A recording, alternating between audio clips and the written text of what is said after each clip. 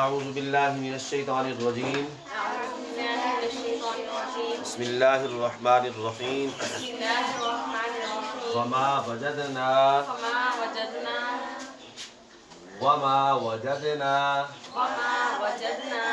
لأکثرہم اور ہم نے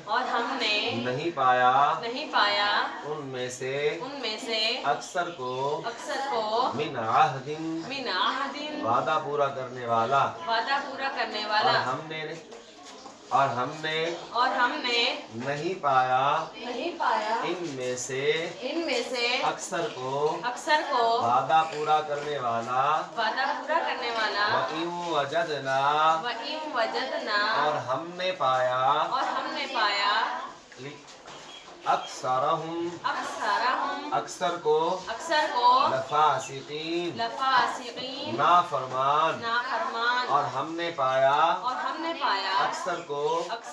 نافرمان۔ یہ ہے جی سورہ اعراف کی آیت نمبر 102 102 آیت نمبر ہے۔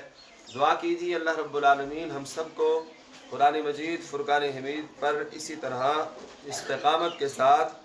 عمل کرنے کی سعادت نصیب فرمائے، اور محبت اور ذوق کے ساتھ ہر روز ہمیں اپنی صبح کا آغاز تلاوت کلام مجید سے کرنے کی سعادت نصیب فرمائے، اور پھر پورا دن اسی کے مطابق اپنی زندگی بسر کرنے کی بھی توفیق نصیب فرمائے۔ ارشاد فرمایا رب العالمین نے وما وجدنا اور ہم نے نہیں پایا لأکثرہم ان میں سے جو اکثر لوگ تھے ہم نے ان کو نہیں پایا کیا من عہد وعدہ پورا کرنے والا۔ ان میں سے اکثر وہ لوگ تھے جو وعدہ خلافی کرنے والے تھے۔ کون سے لوگ تھے؟ جو وعدہ خلافی کرنے والے تھے، وعدہ پورا نہیں کرتے تھے۔ ہم نے اکثر کو یہی پایا کہ وہ وعدہ کی خلاف ورزی کرتے تھے، اور پھر اکثر ان میں سے وہ تھے جو نافرمان تھے۔ کثرت زیادہ جو تھی، کثرت تھی، زیادتی تھی، اور زیادہ جو لوگ تھے وہ وہی تھے جو وعدہ پورا کرنے والے نہیں تھے، اور وہی لوگ تھے جو نافرمان تھے، وہی لوگ تھے جو نافرمان تھے۔ اور یاد رکھیے گا اسی طرح بروز محشر کفار کی تعداد، جہنمیوں کی تعداد بھی اتنی زیادہ ہوگی کہ نبی کریم صلی اللہ علیہ وسلم نے ارشاد فرمایا، حدیث کا مفہوم بیان کر رہا ہوں، کہ جیسے کہ ایک کالا سیاہ بیل ہو جس کے جسم پر سارے کالے بال ہوں اور ان میں سے ایک سفید بال ہو، جسم پر سارے بال کالے ہوں اور ایک بال ان میں سے سفید ہو۔ یہ نبی کریم علیہ السلام نے تناسب بتایا، نسبت بتائی ہے کہ ان میں سے ایسے ہی ہے کہ ایک بندہ جنت میں جائے گا اور باقی سارے جہنم میں ہیں۔ اتنی کثیر تعداد لوگوں کی جہنم میں جائے گی، اور وہ مشرکین ہوں گے، اور وہ کفار ہوں گے، اور وہ منافقین ہوں گے، اور وہ وعدہ خلافی اور نافرمان لوگ۔ ان لوگوں کا ذکر ہو رہا ہے۔ کیوں کیا جا رہا ہے یہ ذکر؟ کہ اللہ رب العالمین کے پیارے حبیب علیہ السلام کے صحابی حضرت ابی بن کعب بیان کرتے ہیں کہ یہاں اس عہد سے کیا مراد ہے۔ یہ جو یہاں عہد کی بات کی گئی ہے نا، من عہد، یہ کون سا وعدہ ہے، کس عہد کی بات کی جا رہی ہے؟ تو اللہ رب العالمین کے پیارے حبیب علیہ السلام نے ہمیں اس بات سے آگاہ کیا، فرمایا اس وعدے سے یا اس عہد سے مراد یہ ہے کہ جس وقت اللہ تعالیٰ نے حضرت آدم کی پشت سے تمام روحوں کو نکال کر ان سے عہد لیا تھا۔ کیا عہد لیا تھا؟ الست بربکم، بتاؤ سب کے سب کہ کیا میں تمہارا رب نہیں ہوں؟ سارے انسانوں کی روحیں اولین سے لے کے آخرین تک جتنے انسان دنیا میں آنے تھے سب کی ارواح کو اللہ تعالیٰ نے جمع فرما کے ان سے یہی وعدہ لیا تھا، پوچھا تھا الست بربکم کہ کیا میں تمہارا رب نہیں ہوں؟ تو سب نے، تمام روحوں نے وہاں پر یہ کہا تھا، تمام روحوں نے اس وقت یہ کہا تھا، کیا کہا تھا؟ قالوا بلا، ہاں کیوں نہیں، تو ہی تو ہمارا رب ہے۔ تمام ارواح نے وہاں پر اللہ سے یہ وعدہ کیا تھا، اللہ رب العالمین سے کہا تھا کہ ہاں کیوں نہیں، تو ہی تو ہمارا رب ہے۔ اور جب یہاں دنیا میں وہ آئے تو پھر وہ جو وعدہ کیا تھا کہ تو ہی تو ہمارا رب ہے، جب وہاں یہ وعدہ کیا تھا تو پھر چاہیے تھا یہاں بھی اسی بات پہ قائم رہتے اور کہتے کہ اللہ ہی ہمارا رب ہے، اللہ ہی ہمارا الہ ہے، معبود ہے، اسی کی ہم عبادت کریں گے، اس کے سوا ہم کسی کی عبادت نہیں کریں گے، یہاں آ کر وہ اس وعدے کو الستو بربکم والا وعدہ جو ہے وہ دنیا میں فراموش کر بیٹھے، بھول گئے۔ اور فرمایا کہ ایک اور اس سے جو اس آیت سے اس وعدے سے مراد لی جا سکتی ہے، کہتے ہیں کہ یہ بھی ہو سکتا ہے کہ جب انسان پر کوئی مصیبت پڑتی ہے، جب انسان پر کوئی مصیبت پڑتی ہے تو اس مصیبت کے وقت میں وہ اللہ کی بارگاہ میں گڑ گڑا کے آہوزاری کرتا ہے، اللہ کی بارگاہ میں فریاد کرتا ہے اور کہتا ہے کہ اے رب العزت مجھے اس مصیبت سے نکال،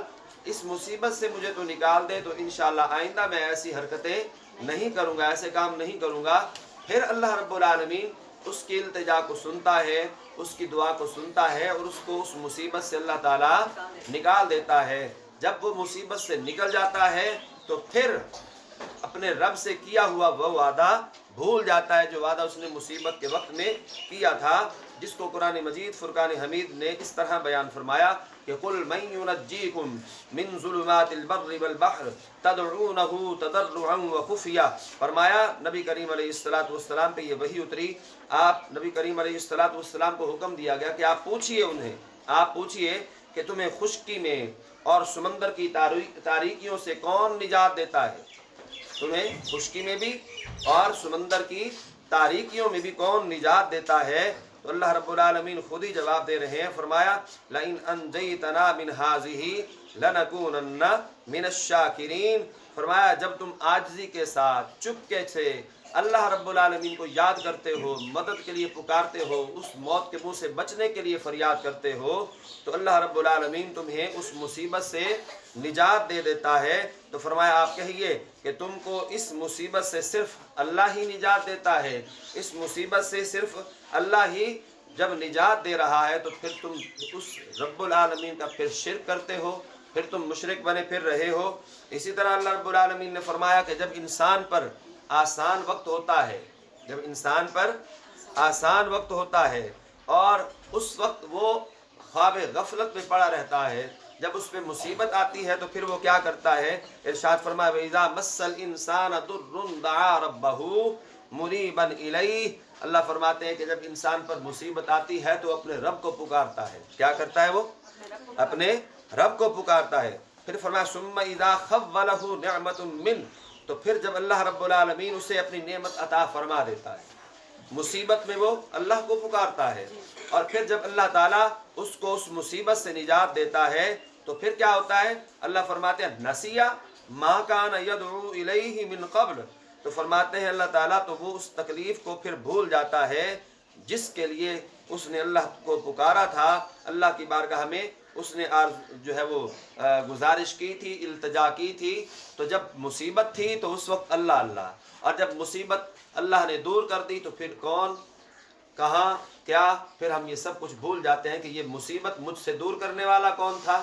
مصیبت کو مجھ سے رفع کرنے والا کون تھا، مجھے آسائشوں اور آسانیاں عطا کرنے والا کون تھا، مجھ پر اپنی نعمت کے دروازے کھولنے والا کون تھا۔ جب مصیبت میں تھا تو اللہ اللہ کرتا تھا، اب جب وہ مصیبت دور ہو گئی تو اب جب آسانیاں آ گئی تو میں اپنے رب کو بھول گیا۔ تو علماء فرماتے ہیں اس آیت سے یہ بھی مراد ہے کہ جب مصیبت آئے تو بندہ رب کو یاد کرتا ہے، اللہ سے عہد کرتا ہے کہ آئندہ میں ایسی حرکتیں نہیں کروں گا، اور جب مصیبت رفع ہو جاتی ہے تو پھر اپنے اس کیے ہوئے وعدے کو بھول جاتا ہے۔ تو یہ بات ذہن نشین رہے کہ جس حال میں بھی ہم رہیں،